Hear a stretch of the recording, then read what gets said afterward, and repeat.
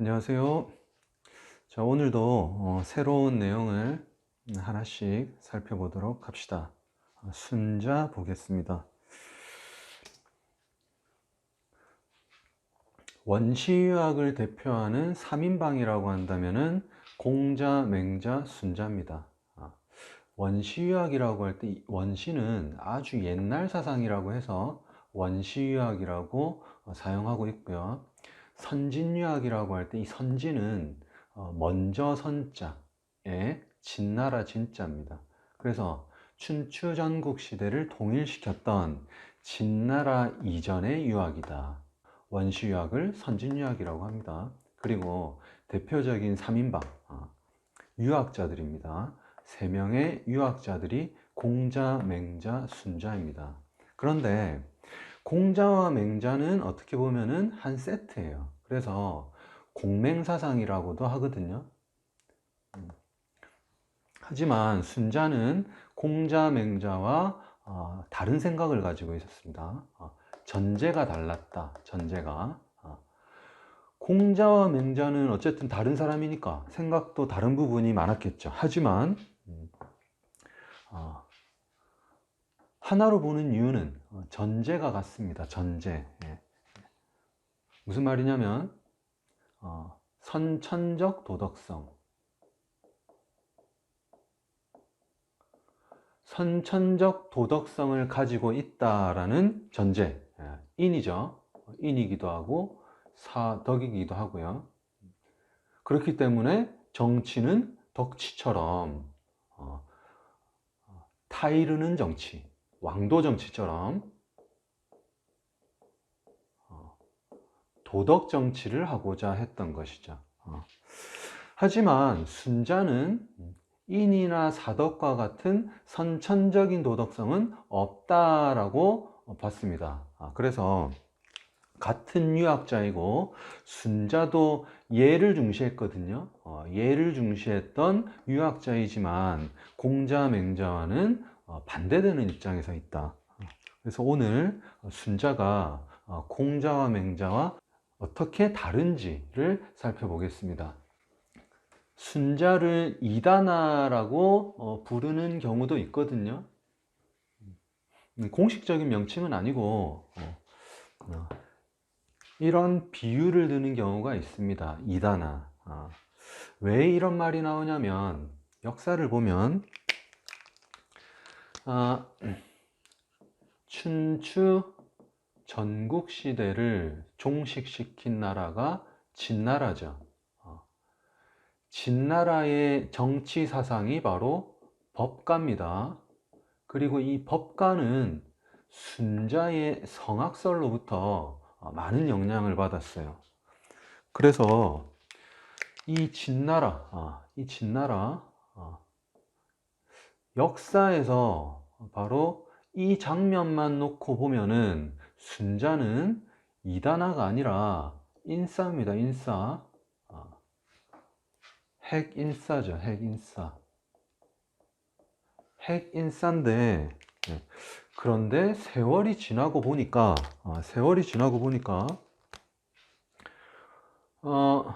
나중에 성리학이 등장하게 되거든요.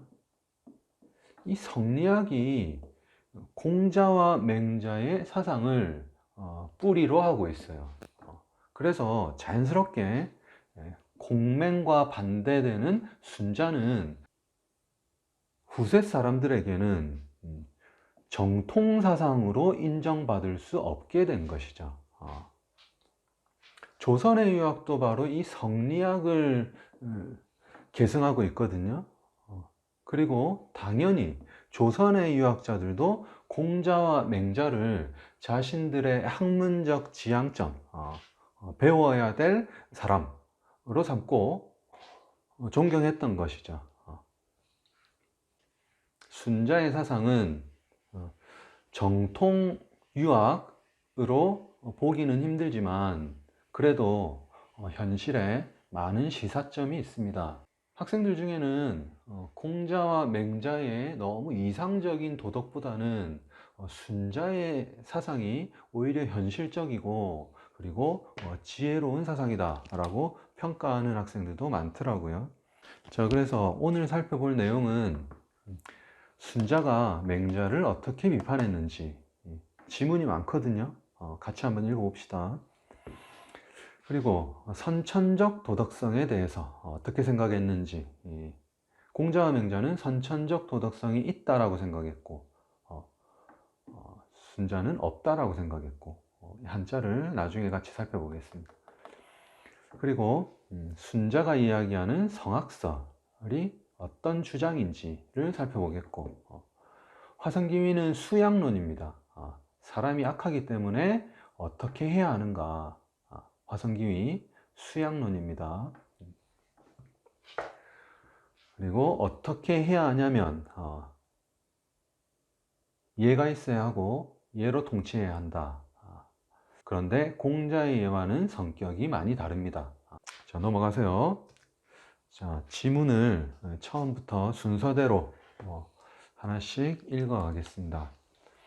맹자의 말처럼 사람의 본성이 선하다면 세상이 평화롭게 다스려졌어야 했다. 그러나 현실은 도덕이 무너지고 사회가 혼란한 상태이다. 생각해보자. 사람의 본성이 태어나면서부터 도리에 들어맞아 세상이 평화롭게 다스려지는 것으로 보이는가? 과연 전국시대 혼란이 사람의 선한 본성으로부터 기인한 것인가? 어려운 말은 아니죠. 사람의 본성이 착한데 왜 세상은 엉망이냐? 라고 비판하고 있습니다. 자, 그 밑에 갑시다. 만약 사람의 본성이 선하다면 성왕도 예의도 존재할 이유가 없을 것이다. 성왕이라고 할 때 이 성자는 성스럽다라는 뜻입니다. 자, 이 예의는 성왕이 만들었어요. 성왕이 만들었어요. 예의가 존재하는 이유는 성왕이 예의를 만들어서 사용한 이유는 예의가 없었으니까 예의를 만든 거죠. 세상이 혼란스러우니까 예의를 만든 거죠. 사람의 본성이 악하기 때문에 그것을 교정시키기 위해, 자, 교정시키기 위해 예의가 존재한다. 그리고 교정이 되고 이로 인해서 세상이 질서가 잡히니까, 그러니까 우리는 예의와 성황을 존중하게 된다. 자, 계속해서 봅시다.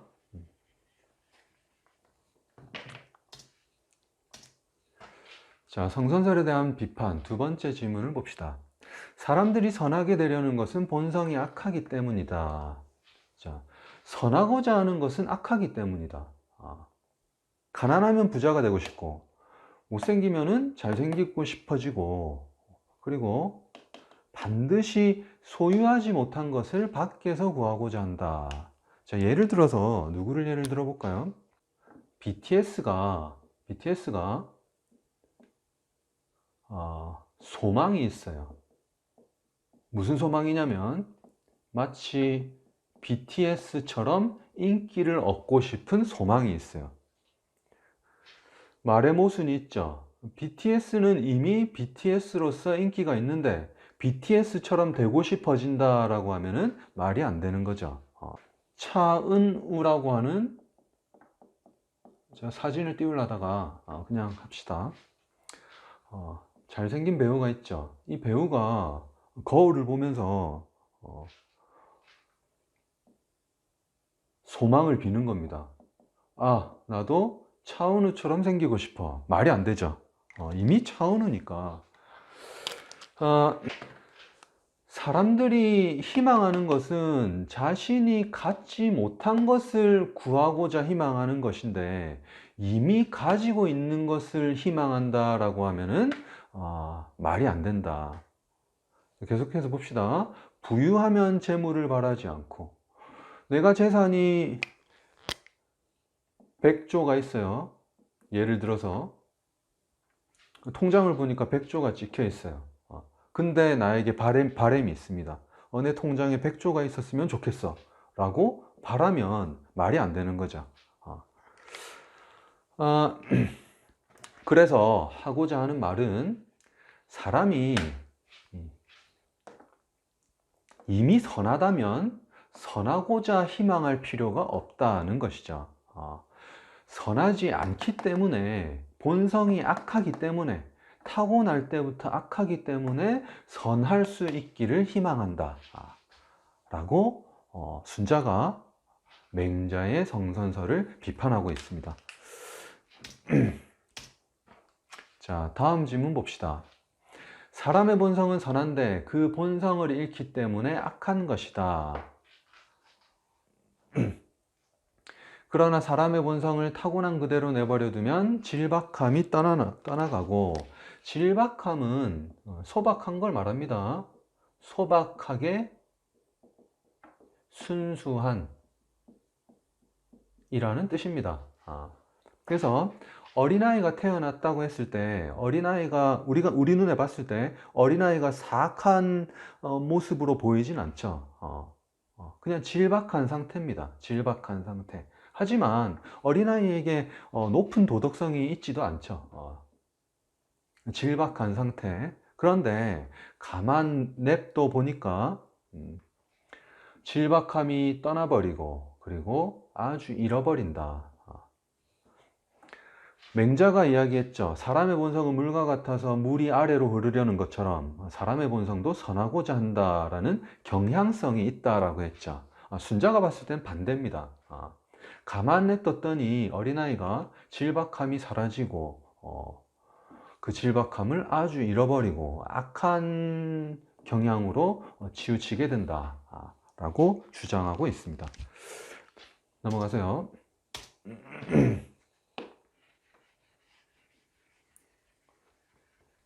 본성이라고 하는 것은 하늘로부터 타고난 것이다. 배우거나 노력에 의해 이루어지는 것을 일컬어 본성이라고 하면 잘못된 주장이다. 자, 본성은 타고난 것인데 배우거나 노력에 의해서 이루어지는 것이 본성이라고 하면 말이 안 된다. 자, 그런데 맹자는 이렇게 이야기를 하죠. 사단을 타고 태어났는데 그것을 다시 확충해야 한다라고 주장하잖아요. 이미 타고 태어났는데 그걸 또 확충하자라고 하면 말이 안 된다 라고 이야기를 하는 것입니다. 자, 본성은 노력해서 얻는 것이 아니다. 타고나지 않았기 때문에 노력해야 하는 것이다. 그런데 맹자는 사람은 본성이 선한 이유로 배우고 수양해서 예의를 갖출 수 있다라고 하는데, 자, 여기 중요한 부분입니다. 제가 줄을 꺼놨죠. 여러분들도 색이 있는 펜이나 형광펜으로 이렇게 별표 쳐놓으세요. 본성과 인의를 구별하지 못해서 하는 말이다. 자, 본성은 가지고 있기 때문에 노력할 필요가 없는 것이고, 인의는 없기 때문에 노력을 해야 하는 것이다. 그리고 노력해야 하는 도덕성은 본성이 아니라 인이다. 계속 읽어봅시다. 예의라고 하는 것은 옛 성인들이 만들어낸 것으로, 이것은 사람이 배우면 능해지고, 자, 배우면 능해지는 것이죠. 노력하면 완성되는 것이다. 인위죠. 배우고 노력하는 것은 인위입니다. 배우거나 노력에 의해 이루어질 수 있는 것도 아닌데 이미 갇혀 있는 것을 본성이라고 하며, 자, 본성은 이미 갇혀 있는 것입니다. 배우거나 노력에 의해서 이루어질 수 있는 것을 인이라고 한다. 인이. 자, 넘어가세요. 자, 계속 읽어봅시다. 배워서 이룰 수 있는 것도 아니고 인위적으로 만들 수 있는 것도 아닌데 사람에게 있는 것을 성이라고 한다. 자, 성이 바로 본성입니다. 자, 계속 강조하는 글자죠. 본성. 배워서 이룰 수 있고 인위적으로 만들 수 있는 것이 사람에게 있는 것을 일컬어 위라고 한다. 자, 이 글자는 가짜라는 뜻입니다. 가짜. 한자 그대로는 가짜인데 여기서는 인위로 사용됩니다. 인위적이다. 인위적이다. 인위가 뭔 줄 알고 있죠, 우리는. 인위적이다. 인위적이라는 말은 사람이 의도적으로 일부러 하는 것이다 라는 것입니다. 그래서 도덕은 위입니다. 위. 일부러 해야 됩니다. 도덕은 인위적인 것이다. 이것이 성과 위의 구분이다. 자, 이런 표현들이 우리가 일상에서 쓰는 표현이 아니기 때문에 어렵게 느껴질 수도 있겠지만 하고자 하는 말은 그렇게 어려운 말은 아닙니다. 자, 그리고 맹자에 대한 비판을 우리가 살펴봤고 지금부터 천인분이 보겠습니다. 한자를 봅시다. 하늘과 사람은 나누어져 있다. 둘로. 그러니까 하늘과 사람은 연결점이 없다. 자, 천인분이는 선천적 도덕성에 대한 순자의 생각이거든요. 선천적이라고 하면 우리가 타고났다라고 알고 있는데 이 선자가 먼저선이죠. 먼저선이고 천자가 하늘천입니다. 그래서 우리가 타고났다라는 표현을 선천적이다라고 하는 이유는 하늘이 나에게 본성을 주었다라는 그런 관점이 깔려 있는 거죠. 그런데 이 우리에게 본성을 주는 이 하늘과 사람은 나누어져 있다. 둘이다. 남남이다. 관련이 없다. 관련이 없다. 자, 계속해서 읽어봅시다. 공맹은 인간의 도덕심이 선천적인 것, 즉 하늘로부터 부여받은 것이라고 보았다. 그렇죠. 우리도 알게 모르게 이런 생각을 가지고 있습니다. 그러나 순자는 인간이 하늘로부터 부여받은 도덕성 따위는 없다고 본다. 하늘은 인간의 도덕성과는 무관하다. 순자의 관점에서 하늘은 스카이입니다. 스카이. 구름이 있고 비가 내리고 자연의 일부다. 하늘은 물리적인 자연현상에 불과하며 자연현상과 인간의 일은 독립적인 것이다. 자, 여기 결론이죠. 하늘은 그저 햇빛을 주는 것이고 우리가 가지고 있는 도덕성을 하늘이 주거나 그리고 반대로 우리가 잘못된 일을 했을 때 벌을 내리거나 그런 하늘은 없다라는 거죠. 그런데 공자와 맹자뿐만 아니라 많은 사람들이 하늘을 마치 도덕적인 존재인 양, 마치 신과 같이 생각을 하고 있죠. 그런데 순자는 그런 하늘은 없다. 자, 계속해서 봅시다. 윤동주의 시처럼 하늘을 우러러 한 점 부끄럼 없이 라는 식의 생각은 인간은 하늘로부터 도덕성을 부여받았다는 생각이 깔려 있는 것이죠. 순자는 도덕의 원천으로서 하늘은 없다고 보기 때문에 인간이 해야 할 일은 하늘로부터 부여받은 사명과 도덕성을 실현하는 것이 아니다. 자, 천명이라는 말이 있죠. 천명. 내가 이 세상에 태어난 이유는 뭔가 있을 거야. 하느님이,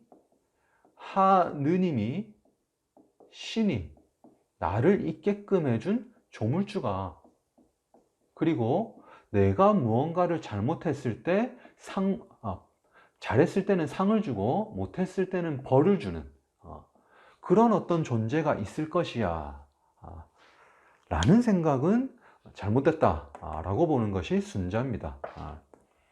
그래서 결론적인 부분입니다.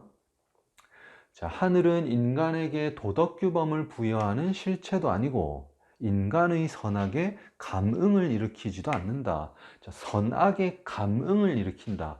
감응은 느껴서 반응한다 라는 뜻이거든요. 그러니까 내가 잘했을 때 상을 주고 못했을 때 벌을 주는 게 바로 감응입니다.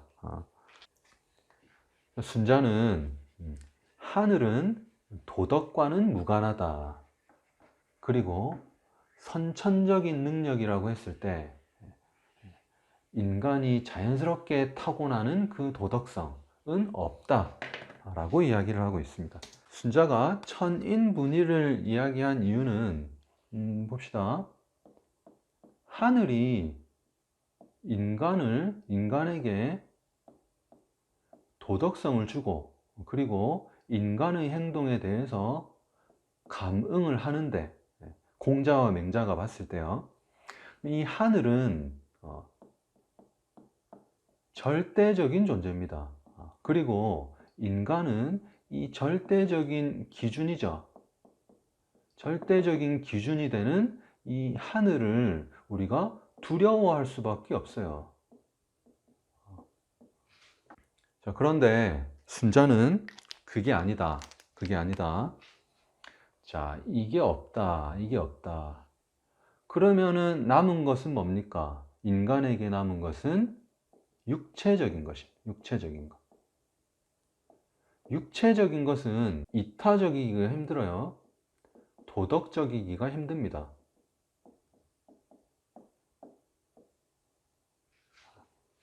그래서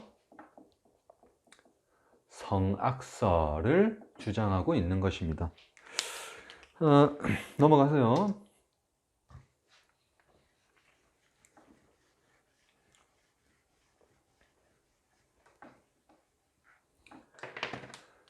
그러면은 성악설이 뭔지 한번 또 읽어봅시다. 인간의 본성과 동물의 본성 사이에는 본질적인 차이가 없다. 자, 순자의 주장입니다. 인간과 동물의 본성은 같다. 그러면 이 본성은 성이죠. 배우거나 노력에 의해서 얻는 것이 아니라 배우거나 노력하지 않아도 저절로 있는 것. 이게 성이고 이게 바로 육체적인 것입니다.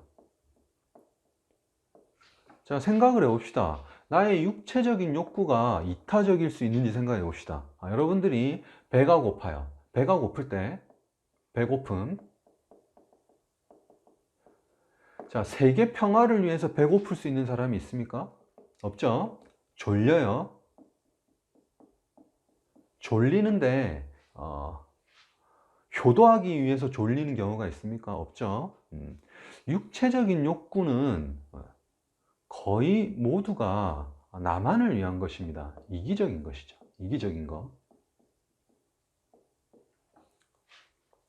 동물들도 그렇습니다. 먹고 자고 하는 본능적인 욕구에만 충실한 것이 동물이죠. 인간도, 인간의 본성도 이런 육체적인 본능, 이거밖에 없다라고 주장을 하는 것입니다. 자, 본성이란 자연이 생긴 것으로 교육이나 인위적인 노력에 의해 후천적으로 형성된 모든 것은 인간의 본성이 아니다. 인간이 자연적으로 타고나는 것은 자기만의 이익을 탐하는 것. 자, 자기만의 이익을 탐하는 것. 그래서 이 성악설이라고 할 때 이 악자가 붙어서 마치 인간은 사악하다라는 뉘앙스로 받아들일 수가 있는데, 성악설은 사악하고 마치 악마와 같다라는 의미에서 성악설이라기보다는 좀 이기적이다, 이기적이다, 도덕성이 없다, 그런 의미에서 성악설입니다.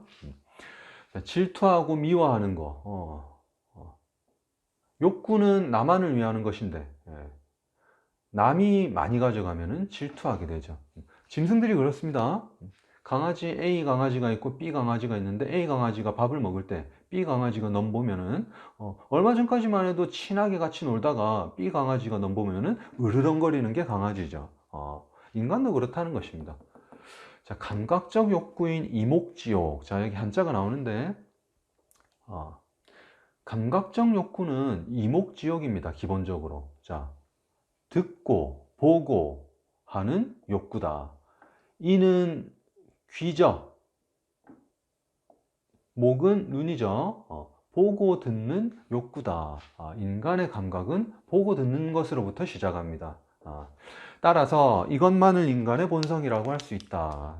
성악설. 그 다음 봅시다. 사람의 본성이 그대로 드러날 경우, 그대로 드러나면은 악마 같은 것은 아니지만 본인의 욕구에만 충실하게 되면 모두 다 자기 것만 찾게 되죠. 그러면은 악한 결과를 가져올 가능성이 매우 크다. 악한 결과. 서로 갈등하고 다투고 싸우고 이렇게 된다는 것이죠. 짐승의 왕국을 떠올리면 되겠습니다. 그렇기 때문에 본성을 교육하고 통제할 필요가 있는 것이다. 자, 악한 결과가 나올 수 있기 때문에 교육하고 통제해야 한다. 맹자는 어떻게 이야기를 합니까? 우리에게 선한 본성이 있으니까 그것을 키워나가는 것이 어떻게 보면은 천명이죠. 천명. 우리는 도덕적인 존재니까 우리 본성을 잘 실현시켜야 되는 것이 천명이고 하늘에 부끄럽지 않게 살아가는 길이죠. 그것이 도이죠. 도. 그것이 도입니다. 맹자뿐만 아니라 주류가 되는 유학자들은 기본적으로 이런 생각을 가지고 있습니다. 그런데 순자는 자, 교육하고 통제한다. 노력하는 거죠. 노력하는 이유가 본성이 선해서 그것을 실현시키는 것이 아니라 결과를 생각해 봤을 때 엉망이 된다 그겁니다. 엉망이 되기 때문에 우리가 엉망이 되지 않기 위해서 교육하고 통제해야 한다. 인의예지라는 도덕적 특성은 선한 본성으로부터 나온 것이 아니라 자, 사덕이죠. 사덕에 대해서 순자는 후천적 노력의 산물이다 라고 보고 있습니다. 도덕성은 교육과 통제의 결과물로 보아야 한다. 자, 교육과 통제. 통제라고 되어 있습니다. 길들이는 거죠. 길들이는 거. 마치 짐승을 훈련시키는 것처럼 인간도 타고난 도덕성이 없기 때문에 양심에 호소할 수는 없다. 통제로서 길을 들여야 한다. 자, 그러면은 우리가 기울일 수 있는 노력이 뭐냐라고 했을 때, 이 네 글자로 요약할 수가 있습니다. 화성기위다. 한자를 봅시다. 화자는 변화시키답니다. 무엇을? 본성을. 그리고 일으킨다. 일으킬 기자입니다. 일으키다. 무엇을? 인위죠. 인위. 자, 이 위자가 인위인데, 인위는 일부러 노력해야 되는 것이죠. 일부러.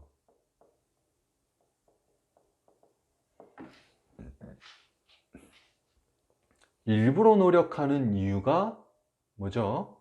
일부러 노력하는 이유는 없기 때문에, 우리가 갖고 있지 않기 때문에 일부러 노력하는 것입니다.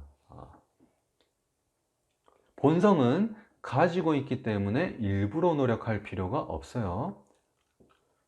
일부러 노력하는 것은 우리가 가지고 있지 않은 도덕성을 갖추기 위해서 일부러 노력해야 한다. 자, 인위적인 노력을 통해 교화될 때 비로소 선한 행위를 할 수 있다. 자, 비로소 할 수 있죠. 교화가 돼야지 비로소 할 수 있습니다. 교화되지 않으면 할 수가 없다.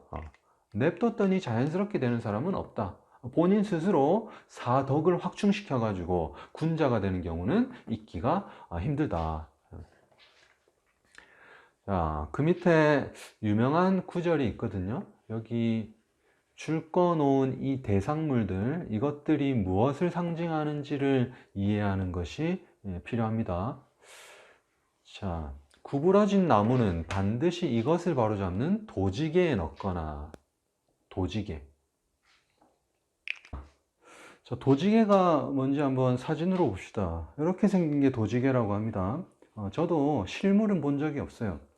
용도가 뭐냐면 구부러진 활을 이 틈에 끼워 가지고 단단하게 고정시켜서 이렇게 가지고 있으면 이것이 모양을 잡아 나간다 그겁니다. 모양을 잡아 나간다.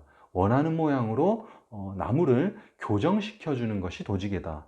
우리가 치아 교정을 하는 경우가 있죠. 치아 교정을 할 때도 내가 원하는 틀로 구조물을 잇몸에 대고 조금씩 교정을 하는 것이잖아요. 이것도 내가 원하는 모양으로 교정하는 것이다. 자, 도구를 바로잡는 틀이다. 자, 구부러진 나무는 도지기에 넣거나 불을 쬐어 가지고 열을 가하면 또 잘 휘어지죠. 그렇게 해서 쭉 곱게 만드는 것이다. 자, 이거는 교육받지 못한 통제받지 못한 본성이고 성이죠. 자, 도지개와 불은 교육과 통제, 인위입니다. 인위. 그렇게 해서 쭉 곱게 되는 것이죠. 쭉 곱게. 도덕성을 갖게 되는 것입니다. 자, 또 무딘쇠, 또 교육받지 못한 본성이죠. 는 숫돌, 돌을 가는 것입니다. 숫돌에 갈거나 인위죠. 인위. 그리고 무딘쇠 붙이는 숫돌에 간 뒤에야 비로소 날카로워지는 것이다. 자, 도덕성을 갖게 되는 것입니다. 자, 불과 도지개와 숫돌은 인위를 말한다. 인위. 마찬가지로 인간의 본성 또한 반드시 스승과 법도에 의해 바르게 되고 예의가 있으므로 비로소 다스려지는 것이다. 자, 다스려지는 것이다. 자, 스승이 누굽니까? 스승이 바로 법도를 만든 사람들이 바로 스승이다. 그런데도 예의가 스승과 법도에 의해서 이루어진 것을 두고 본성이라 말할 수 있겠는가? 예의는 인위를 통해서 주입한 것이 예의입니다. 그런데 이걸 본성이라고 할 수 있겠는가? 본성이 아니다.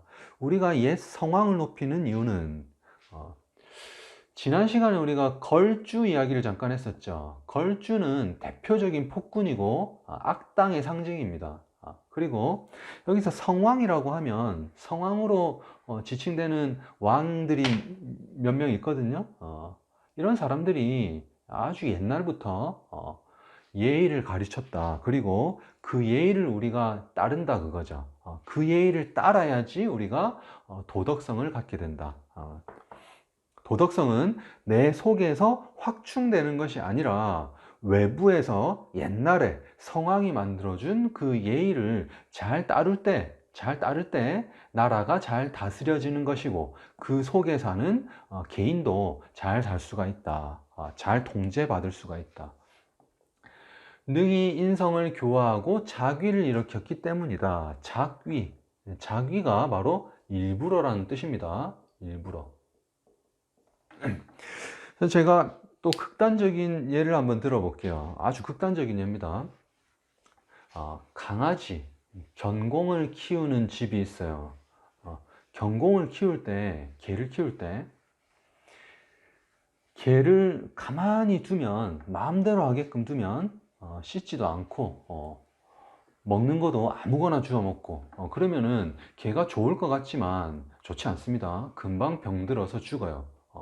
관리를 받지 못하면. 하지만 개가 싫어해도 억지로라도 목욕을 시키고 억지로라도 미용을 시키고 억지로라도 약을 먹이고 그러면은 강아지가 순간적으로는 반항할 수 있겠지만 결과적으로는 행복하게 살 수가 있는 것이죠. 국민들도 국민이 아니고 백성들도 어떻게 보면은 그렇게 보는 느낌도 있습니다.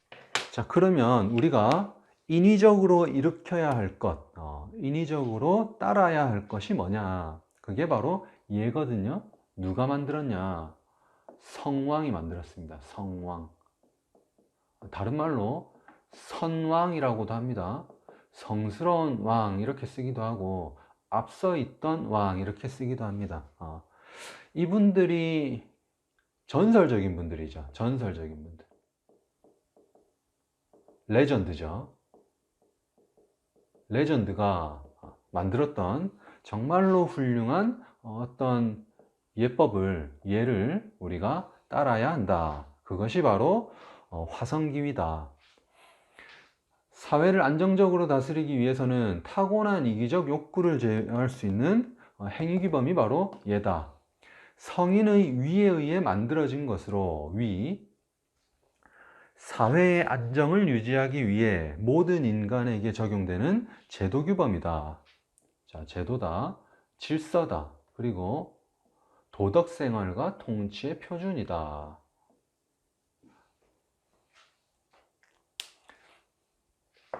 자, 백성들이 살아갈 때는 예에 따라서 살아야 되겠고, 통치자들은 바로 예를 표준으로 삼아서 통치해야 된다. 그것이 바로 사회 질서가 잡혀지는 길이다.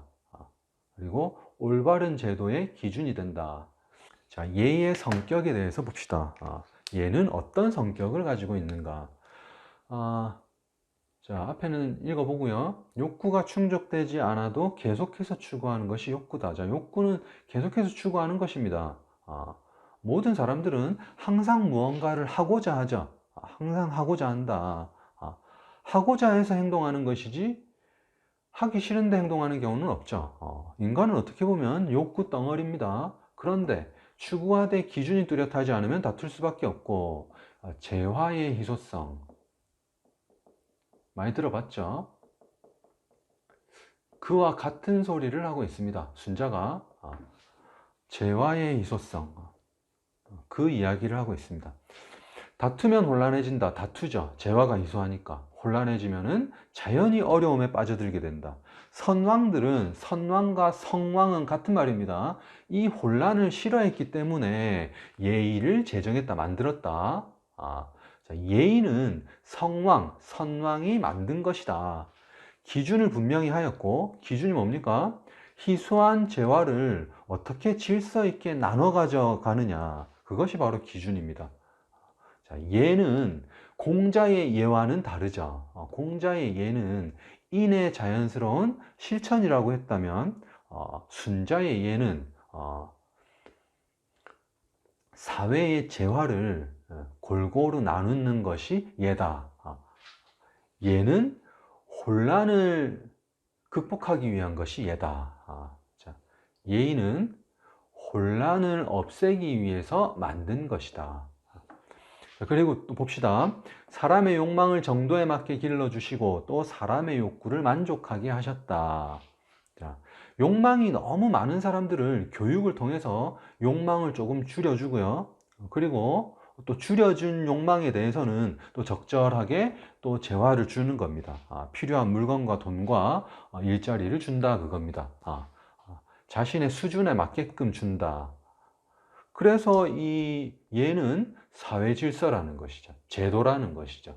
통치의 표준이라는 것이고, 나의 욕구를 잘 교육받아서 적절히 통제해야 되기 때문에 나의 도덕 생활이 되기도 하는 것입니다. 사람의 욕망이 무한한데도 이를 조차 욕망의 대상들을 독차지하는 일이 없도록 했다. 재화가 사람의 무한한 욕망 때문에 고갈되는 일이 없도록 인간의 욕구와 재화를 두 가지를 엇비슷하게 길러나가고자 했던 것이다. 자, 앞서 했던 이야기들을 이 한마디로 우리가 정리해서 이해할 수가 있겠죠. 욕구와 재화를 엇비슷하게 길러나가고자 했다. 자, 욕구를 없애려고 하는 것도 아닙니다. 금욕시키려고 하는 것이 아니라 사회 혼란이 생길 수 있는 욕구들을 적절하게 통제를 해서, 그리고 필요한 욕구는 충족시켜 준다 그겁니다. 사회 질서를 맞춰 나간다 그것입니다. 이것이 곧 예가 생기게 된 본래의 뜻이다. 성왕이 예를 제정한 이유는 혼란을 극복하기 위해서 혼란의 원인이 되는 욕망과 재화 두 가지를 엇비슷하게 조절하고 통제하고 질서를 만들어 나가는 것이다. 자, 예에 대해서 이야기를 했고요. 자, 그러면 예의 기능이 뭐냐? 순자에게는 이 예가 중요합니다. 예가 실제로 사회 질서로서 작용하게 될 때 어떤 기능을 하냐, 자, 어떤 퍼포먼스를 발휘하냐. 자, 욕구를 조절하는 것이다. 앞서 지문에 있었죠. 여기 녹아 있는 내용을 욕구 조절과 분별 기능으로 정리를 한 것입니다. 그렇게 이해를 하고 봅시다. 자, 욕구 조절, 앞서 이야기를 했던 것입니다. 재화는 유한한데 욕구는 무한하다. 희소성의 원리다. 재화의 희소성이다. 이것이 통제되지 않으면 사회 혼란을 야기한다. 따라서 예라는 것은 무절제한 욕구의 추구를 제한하고 조절한다. 혼란을 방지한다. 자, 예의 기능 첫 번째, 욕구의 조절이다. 외워두세요. 욕구의 조절이다. 조금 더 정확하게 이야기를 하자면 욕구와 재화를 엇비슷하게 길러 나가는 것이다. 자, 두 번째, 분별 기능이다. 분은 나눌 분입니다. 별은 따로 별이죠. 분별, 따로 나눈다. 무엇을 따로 나눈다? 직업을. 직업도 일종의 재화입니다. 내가 얻고자 하는 물건을 얻기 위해서는 돈이 있어야 되고 그 돈을 구할 수 있는 것이 직업이거든요. 그러니까 직업은 누구나 좋은 직업을 갖고 싶어 하죠. 하지만 좋은 직업은 한정되어 있습니다. 희소성의 원리죠. 그렇기 때문에 이 좋은 직업에 대해서 다툼이 발생할 수 있으니까, 질서가 없을 수 있으니까 각자의 능력과 처지와 수준에 따라서 적절한 직업을 나누어 준다. 자, 각 사람에게는 각자에게 적합한 지위와 직분이 있다. 자, 여기 각자에게 적합한이라는 말은 수준에 맞는 이라는 뜻입니다. 지위, 높고 낮음이죠. 직분, 일자리. 모두가 다 갖고 싶은 직위와 물건을 다 차지할 수는 없다. 이에 대한 질서를 정해주는 것이 순자의 예의다. 자, 직업을 구하는 질서를 정해주는 것이 순자의 예의다. 다시 말해, 예라는 것은 자질과 능력에 따라 신분을 나누어, 자질과 능력, 각자에게 적합한이라는 말은 그 각자의 자질과 능력에 맞는 신분을 나누어 준다. 신분. 수준에 맞춰 나눠준다. 그겁니다. 그래야지 질서가 잡힌다. 그거죠. 이를 통해 개인의 욕망을 제어하며 각자의 직분에 맞게 일하도록 함으로써 질서 있고 조화로운 사회를 이룩하는 기능을 하는 것이다. 이런 의미에서 순자의 예를 일종의 역할론이라고 볼 수 있다. 자, 일종의 역할론이다. 역할론이라는 표현은 참고만 하세요. 그렇게 생각할 수도 있다라는 표현입니다. 그래서 결론적으로 순자도 다른 유학자들과 마찬가지로 인간의 본성에 대해서 이야기를 하고 어떤 정치를 해야 하냐라는 이야기를 하고 있죠. 결론적으로 순자의 정치는 예치다. 예치가 뭐냐? 고대 성왕 그리고 선왕이 만들었어요. 왜 만들었어요? 혼란을 싫어해서 만든 이 예로서 다스리는 것이다. 어떻게 다스려야 됩니까? 욕구를 조절해야 되고 그리고 분별시켜줘야 된다. 이것이 바로 통치의 기준이다. 통치의 표준이다. 자, 오늘 적지 않은 분량의 내용을 살펴봤습니다. 순자가 맹자를 어떻게 비판했는지 몇 가지 지문들을 읽었죠. 그리고 천인분인의 의미 살펴봤습니다. 그리고 성악설이 뭐냐? 인간에게는 천인분이기 때문에 하늘과 연관된 도덕성이 없기 때문에 남아있는 것은 육체일 뿐이고 육체의 이기적인 욕구일 뿐이다 라는 것이 성악설이죠. 그래서 우리는 화성기위해야 한다. 본성을 변화시켜야 되는데 인위를 일으켜야 한다. 이 인위가 성왕이 제정한 예의다. 이 예는 두 가지 기능이 있다. 사회 질서를 위해서 욕구를 조절하고 직업을 적절히 분배하는 것. 이런 식으로 통치하는 것이 예치다 라고 요약할 수 있겠습니다. 자, 오늘 수고 많았습니다.